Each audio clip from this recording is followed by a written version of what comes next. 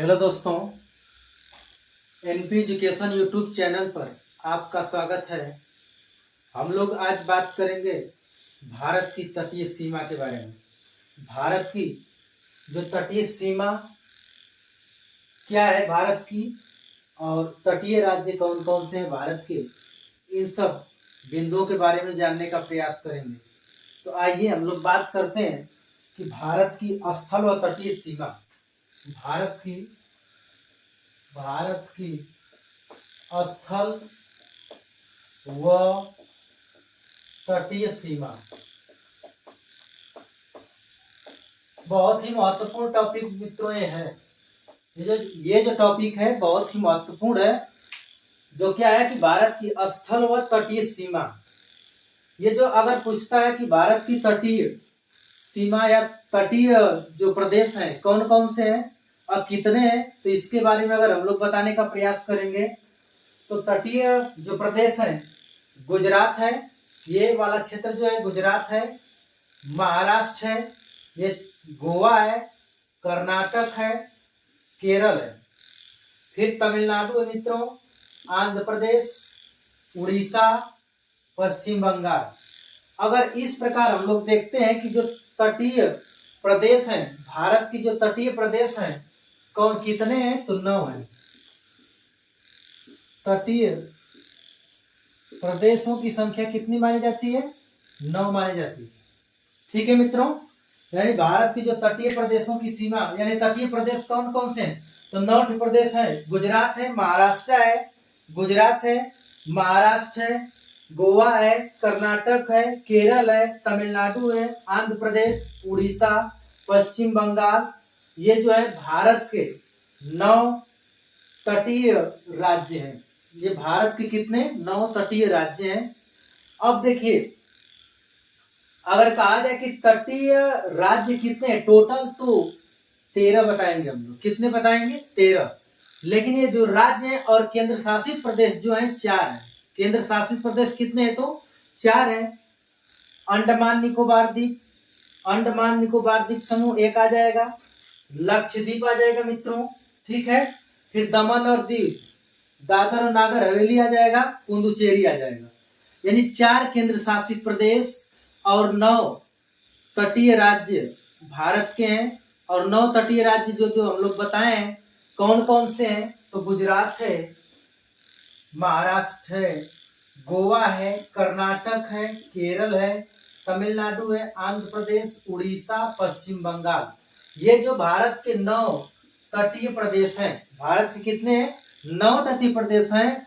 और 4 जो है केंद्र शासित प्रदेश हैं। कौन कौन से 4 केंद्र शासित प्रदेश हैं? तो अंडमान निकोबार द्वीप समूह, लक्षद्वीप आ जाएगा, इधर लक्षद्वीप, ये लक्षद्वीप आ जाएगा, दमन और दीव आ जाएगा, पुडुचेरी आ जाएगा।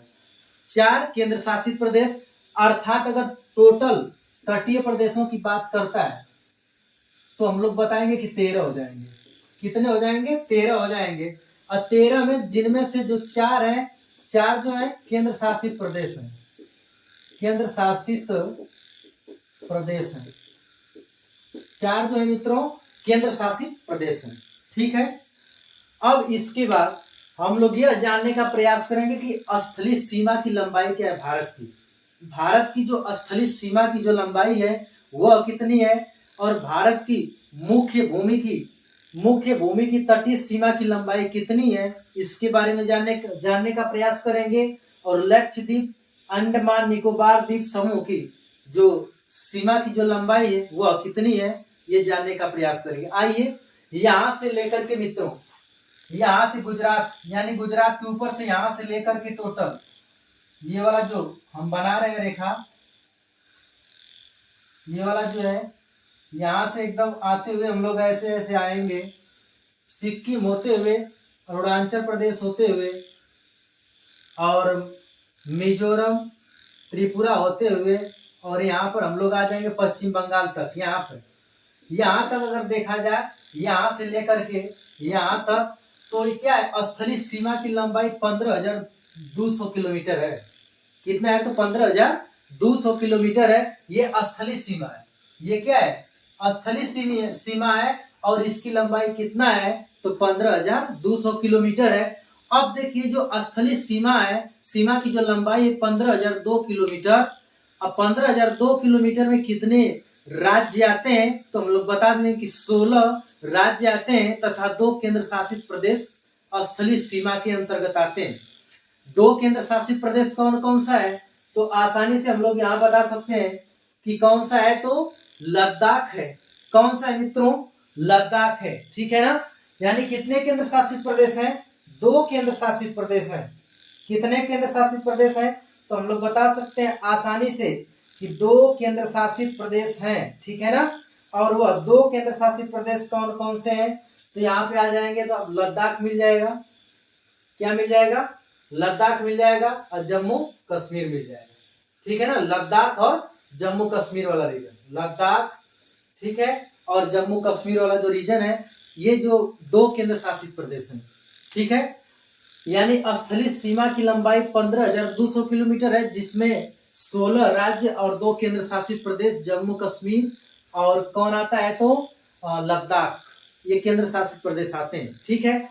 अब देखिए मुख्य भूमि के तटीय सीमा की लंबाई, अब यहाँ से आएंगे हम लोग, तो इसको हम यहाँ से लेकर के, ये मुख्य भूमि की तटीय सीमा की लंबाई है, यहाँ तक पूरा गुजरात तक, ये क्या है, मुख्य भूमि की तटीय सीमा की लंबाई है। यहाँ से एकदम आएंगे ऐसे करते हुए उड़ीसा, आंध्र प्रदेश, तमिलनाडु, केरल, कर्नाटक, गोवा, महाराष्ट्र, गुजरात तक जब हम आएंगे, तो ये क्या है, मुख्य भूमि की तटीय सीमा की लंबाई है। और इसकी जो कितनी लंबाई है, तो 6100 किलोमीटर है। कितनी मित्रों, तो 6100 किलोमीटर इसकी लंबाई है। यानी भारत की मुख्य भूमि की तटीय सीमा की जो लंबाई है 6100 किलोमीटर है। अब जो है हम लोग बात करेंगे कि लक्षद्वीप और अंडमान निकोबार द्वीप समूह, ये जो है अंडमान निकोबार द्वीप समूह है, और यहाँ पे जो है लक्षद्वीप है। लक्षद्वीप, अगर इसके सीमा की लंबाई अगर हम लोग जानने का प्रयास करें, अंडमान निकोबार द्वीप समूह और लक्षद्वीप, ठीक है ना, अंडमान निकोबार द्वीप समूह और लक्षद्वीप की सीमा की लंबाई जानने का हम लोग प्रयास करेंगे, तो 7516.6 किलोमीटर, 7516 कितना है, तो 6 किलोमीटर है। ये था दोस्तों भारत की जो तटीय, भारत की स्थल व तटीय सीमा के बारे में कुछ जानकारी।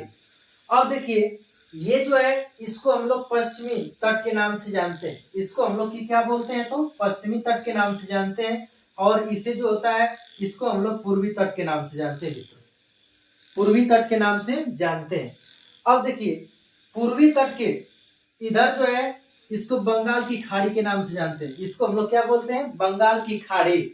और इसे हम लोग क्या बोलते हैं, तो अरब सागर। यानी पश्चिमी तट से आएंगे इधर तो ये क्या है, अरब सागर। अगर इसी को हम लोग आसानी से यानी अच्छे शब्दों में अगर बताएं, तो ये जो भारत का प्रायद्वीप है, ये प्रायद्वीप भारत का जो प्रायद्वीप भाग है मित्रों, ये प्रायद्वीप भाग नीचे जो हिंद महासागर है, हिंद महासागर को 2 भागों में विभाजित करता है।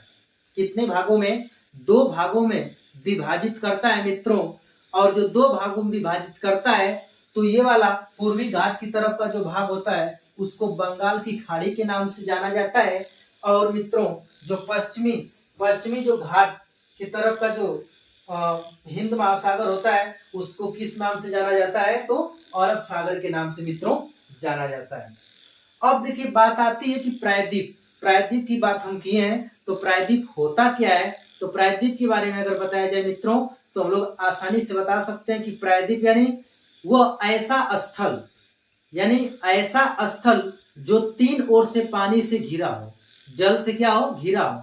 यानी एक ऐसा स्थल जो 3 ओर से क्या हो, जल से घिरा हो, उसी को हम लोग क्या बोलते हैं, प्रायद्वीप बोलते हैं। जैसे इसको हम लोग भारत का प्रायद्वीपीय भाग बोलते हैं। क्या बोलते हैं, प्रायद्वीप। तो देखिए स्थल का ऐसा भाग है जो 3 ओर से क्या है, जल से घिरा हुआ है। इधर भी जल है, नीचे भी जल है हिंद महासागर का, इधर भी जल है। अगर देखेंगे तो 3 ओर से जब घिरा हुआ है मित्रों, तो इसी को हम लोग क्या बोलेंगे, ये क्या है, भारत का प्रायद्वीप है। यानी प्रायद्वीप की परिभाषा थी, ठीक है। अब जो है जब हम लोग तट की बात कर रहे हैं, तट की जब बात कर रहे हैं मित्रों, जैसे ये जो पश्चिमी तट है और ये क्या है, पूर्वी तट है। ठीक है ना। जब तट की बात करते हैं तो तट के अंतर्गत हम लोग और जानने का प्रयास करते हैं। ये जो है कच्छ का, ये गुजरात का कच्छ है। ठीक है ना, ये कच्छ, ठीक है। ये क्या है तो कच्छ, इसको हम लोग क्या बोलते हैं मित्रों, तो कच्छ का मैदान बोलते हैं। और ये वाला जो है काठियावाड़ का मैदान है। क्या है, काठियावाड़ का मैदान है। ठीक है ना। यानी कच्छ के मैदान और काठियावाड़ के मैदान को हम लोग क्या बोल देंगे, इसको टोटल अगर बोला जाए तो काठियावाड़ का मैदान है, यानी काठियावाड़ तट बोल सकते हैं। क्या बोल सकते हैं मित्रों, तो काठियावाड़ तट बोल सकते हैं। अब देखिए ऐसे ही जैसे तट के बारे में हम लोग जानने का प्रयास करेंगे कि किसे क्या बोला जाएगा, किसे क्या बोला जाएगा, तो इसके बारे में भी जानना बहुत जरूरी है। जैसे आइए यहाँ पे कच्छ का मैदान है, ये कच्छ का मैदान है मित्रों, और ये क्या है, काठियावाड़ है। अगर इसको सामूहिक रूप से देखा जाए तो हम लोग कहेंगे कि काठियावाड़ का तट है। कौन सा तट है मित्रों, तो गुजरात वाला जो टोटल रीजन है इसको काठियावाड़ के तट के नाम से हम लोग जान सकते हैं। अब आती है मित्रों बात महाराष्ट्र। ये क्या है, महाराष्ट्र। गुजरात के जो नीचे वाला ये टोटल रीजन जो आता है महाराष्ट्र का आता है। ठीक है ना, महाराष्ट्र का आता है। और महाराष्ट्र की जो ये वाली महाराष्ट्र का जो तट है, महाराष्ट्र और गोवा, ये क्या है, गोवा। अगर महाराष्ट्र और गोवा के तट को मिला दिया जाए मित्रों तो इसको हम लोग कोकण तट के नाम से जानते हैं। किस नाम से जानते हैं दोस्तों, कोकण तट के नाम से जानते हैं। अब बात आती है कि कर्नाटक, ये वाला जो रीजन है कर्नाटक का तट है, तो इसको हम लोग क्या बोलेंगे, कन्नड़ तट। क्या कहते हैं, तो कन्नड़ तट के नाम से जानते हैं। अब ये जो केरल वाला तट है, केरल वाला तट, इसको हम लोग मालाबार तट बोलते हैं मित्रों। क्या बोलते हैं, तो मालाबार तट। ठीक है ना। अब देखिए जो पश्चिमी घाट पे कौन कौन से तट हैं, तो हम लोगों ने पढ़ा कि गुजरात वाला जो कच्छ का और ये वाला जो गिरनार पहाड़ी आ जाता है, काठियावाड़ आ जाता है, तो इसको अगर टोटल देखा जाए तो इसको हम लोग काठियावाड़ तट के नाम से बोल सकते हैं। अब जो महाराष्ट्र वाला और गोवा वाला तट था उसको हम लोग मित्रों कोकण तट बोले।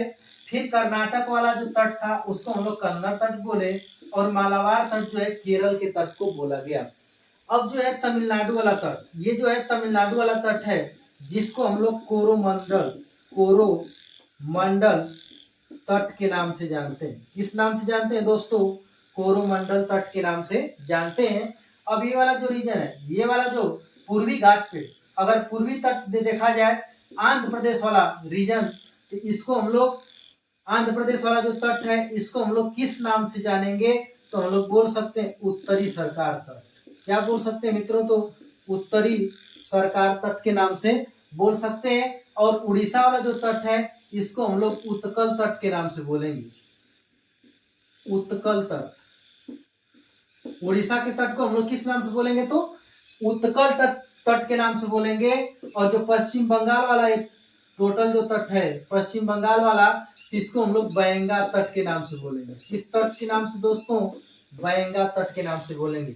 यानी हम लोग जब भारत का प्रायद्वीप के बारे में जानने का प्रयास किए इसमें, यानी जो पूर्वी तट है मित्र और जो पश्चिमी तट है, तो पूर्वी तट में कौन कौन से तट हैं उनके बारे में जानने का प्रयास किए, और पश्चिमी तट में कौन कौन से तट हैं उनके बारे में जानने का प्रयास किए। जैसे अगर गुजरात वाला टोटल रीजन ले लिया जाए तट, तो उसको काठियावाड़ का तट बोलते हैं।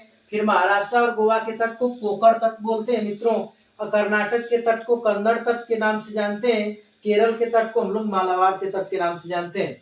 अब तमिलनाडु वाला जो तट था इसको हम लोग कोरोमंडल तट के नाम से जानते हैं मित्रों।